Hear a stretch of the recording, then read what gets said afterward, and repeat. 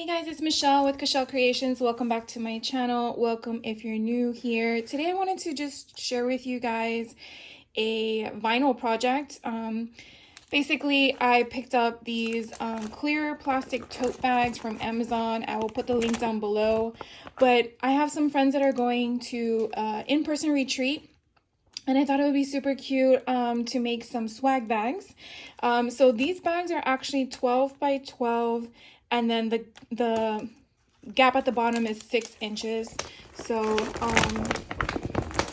kind of see if I bring out the camera a little bit more. When they open up, you can kind of see how they will make that 12 by 12, and then you have that big gap at the bottom to fit all of their fun stuff in it. But to make it personalized, I thought it would be kind of fun to add vinyl on the front of it. Now, I'm not going to apply heat transfer vinyl because, again, this is plastic and it will melt. So just taking basic vinyl, and then you don't want to mirror it, and just putting it on the front along with the back. So I just wanted to share that real quick with you. What I did was this type of vinyl I just picked up from Hobby Lobby. I don't really feel that it matters so much. If you are using Cricut's glitter vinyl, you do want to be aware that that vinyl needs strong, tacky transfer tape. This transfer tape I just picked up from, I think it's 143 vinyl. And this stuff really goes a long way. And basically what I like to do when I am going to use this stuff is I will lay it out on the roll going this way, and hopefully it doesn't curl back up. And I will take what I've already weeded out. So I weeded out already all the vinyl that was cut, and I actually go the opposite way. To me, this kind of reduces that whole static portion of it. Now I just kind of like go as close as I can to the line of where my image is, just to save as much as I can. And then I will cut it down again because I don't really want so much excess. Now these bags are 12 by 12. And so what I did was I measured it down to 9 inches in length and whatever the height gave me. So what I have right now inside this one is a cardboard envelope. I'm just repurposing it, mainly because the way that the plastic tote bag sits, you do have those creases in it from when it's folded up. And so to avoid there being an issue when I apply the name to the front of it, I want to make sure I get a smooth surface, or as smooth as possible. It's very hard to change the creases in a plastic situation, but you know, it is what it is. So what I tend to do is I take a squeegee tool, I guess is really what it's called, and I'm just trying to adhere the vinyl to the transfer tape. And some people do both sides, some people just do one side. I don't really think there's a right or wrong way as long as the transfer tape obtains your stuff. Now, another thing that I already did one of these, so I kind of have an idea. I want to make sure that the gap or the space from the bottom is going to be even. So what I did was I just took my ruler and I placed it toward the bottom so it's straight across evenly. And so what I'm going to do is I'm going to peel back this transfer tape from the vinyl, and it came off beautifully. And now I'm just going to line it up with my ruler. So this font, if you can tell, the bottom here is not the same as the top or this. So it's not going to look perfectly straight, but what I kind of want to get is at least as even as possible. And I can kind of see where it's going to fall. And I'm just eyeballing it, taking off the ruler, and then using my squeegee tool, I am just going to now smooth it out. And I'm going section by section because I want to make sure all the bubbles come out of it. And so again, I'm just trying to get all those bubbles out to avoid it from coming up over time.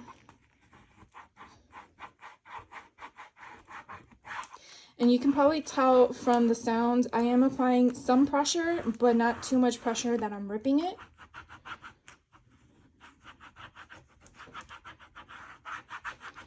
And then again, I'm just going over it to make sure I get all those little pieces. And then when I want to remove it, I'm just gonna go back slowly. I don't lift it up when I pull back, I kind of pull back at a slant. So that way, in case for any reason some of the vinyl comes up with it, I can push it right back down.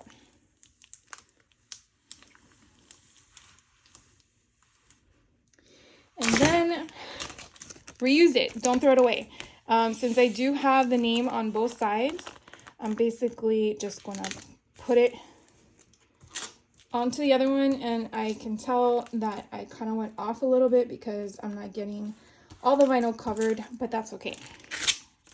I'll worry about that when I get there. So to inspect it, there are some bubbles, as you can see.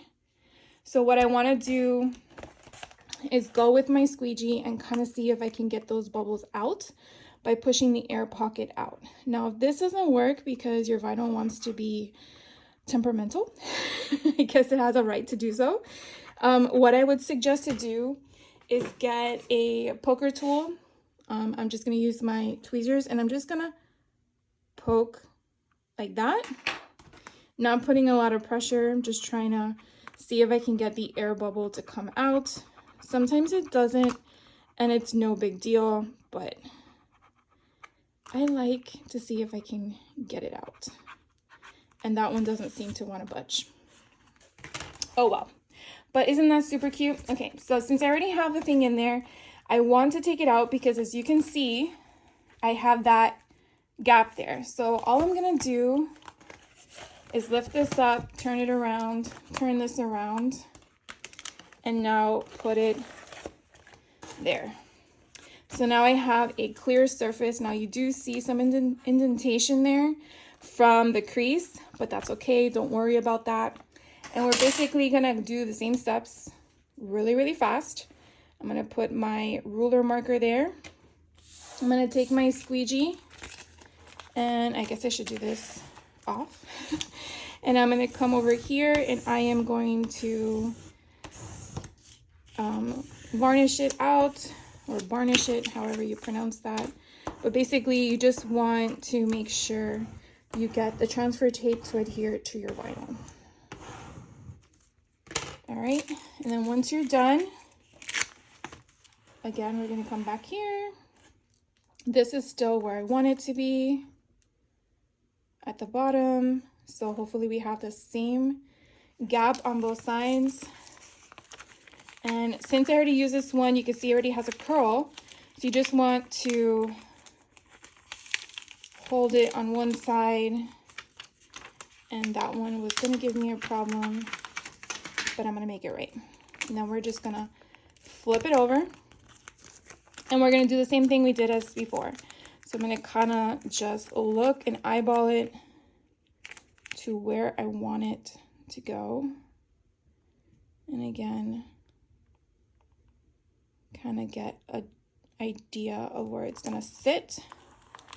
Put that down, move the ruler, take your little varnishing tool, and just start. I like to start in the middle and work my way out. But if you find a different technique that works for you, do you. But this is what works for me. And again, I'm just massaging out all the air bubbles that might be there before I remove the transfer tape. And again, I just want it to last as long as possible. So that is the reason why I'm making sure. Now, as you can see, this one didn't have part of the transfer tape, and it's fine. You just want to make sure, again, that it's on there. So we're going to do the same thing again. I'm going to go to the side and go sideways. And we are just going to pull it back slowly and go from there. And as you can see, there might be a little bubble here. You're not going to find the bubbles at the same spots every time. Now, you could probably reuse this again, but I'm not going to stress about it because I have 4 more bags to do. So to me, that's just garbage. I feel like you can only do so much. So again, what I'm going to do is try to see if I can get those bubbles out and move them around to make sure that it's perfect. And voila. So now if I take this out, you can see we have her name on both sides. And I'm going to open this for you guys. Maybe I should bring you up taller so you can see a lot better. I'm thinking about putting chipboard down here so it would stay open. But as you can see, you definitely have the name on both sides, which I really like because you never know which way you're carrying your bag. But at the same time, I wanted to show you a 12 by 12 collection. Now, it won't fit this way straight, which is what I really was hoping for. It will buckle a little bit. Hopefully you guys can see that because the bag is 12 by 12 and it's not 13. And that's what I was hoping for, but you can go sideways and it fits totally fine where you can fit tools on both ends. I was trying to look for a 13 by 13. It must not make them, but I thought this was super, super cute.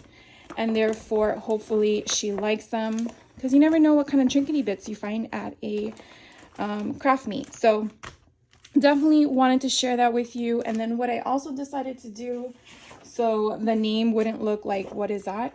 I just took a white cardstock sheet of paper and put it inside so it looks presentable, so you can see the name on both sides. And I thought that was super cute. So in case you're wanting to make some swag for your friends at your table in a craft meet, an in-person retreat, you have some options. So hopefully that helps you guys, or if you just want to make it for yourself. Again, I will definitely put the link down below if you're interested. I did purchase it off Amazon. I'm not affiliated with any of the links, but just wanted to share with you guys. So hope you enjoyed this video. If you have any questions or comments, definitely leave them in the description box below. And I will get back to you with another video. So have a great day. Take care.